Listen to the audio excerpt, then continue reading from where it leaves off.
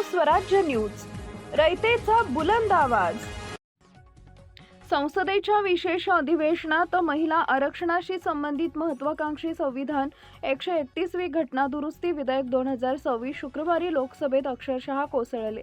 केंद्र सरकारला हे विधेयक मंजूर करून घेण्यात मोठे अपयश आले असून 21 तासांच्या प्रदीर्घ चर्चेनंतरही सत्ताधारी पक्ष सभागृहात आवश्यक असलेले मॅजिक फिगर गाठण्यात अपयशी ठरले। महिला आरक्षणाची अंमलबजावणी जलद गतीने करण्यासाठी आणि लोकसभेच्या जागा वाढवण्यासाठी सरकारने आणलेले हे विधेयक मतदानाच्या वेळी कागदावरच राहिले। मतदानाअंती विधेयकाच्या बाजूने 298 मते पडली तर 230 सदस्यांनी विरोधात मतदान केले। घटना दुरुस्ती विधेयक संमत करण्यासाठी सभागृहातील सदस्य संख्येच्या 2/3 बहुमत आवश्यक होतं, जो आकडा सत्ताधाऱ्यांना गाठता आला नाही।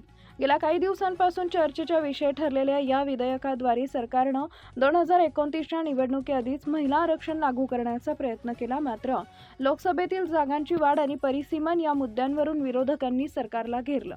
दक्षिण आणि ईशान्येकडील राज्यांच्या प्रतिनिधित्वाचा मुद्दा उपस्थित करत विरोधकांनी सरकारला धारेवर धरले। या पराभवानंतर संसदेच्या आवारात आणि राजकीय वर्तुळात खळबळ उडाली आहे। 2014 नंतर केंद्र सरकारच्या बिलाचा अशा प्रकारे पराभव होण्याची ही पहिलीच वेळ असल्याचं मानलं जातंय। महिलांच्या हक्काचा दावा करणाऱ्या सरकारनं विधेयकाच्या या निमित्त आणलेल्या परिसीमनचा छुपा अजेंडा विरोधकांनी हाणून पाडल्याचं स्पष्ट दिसतंय।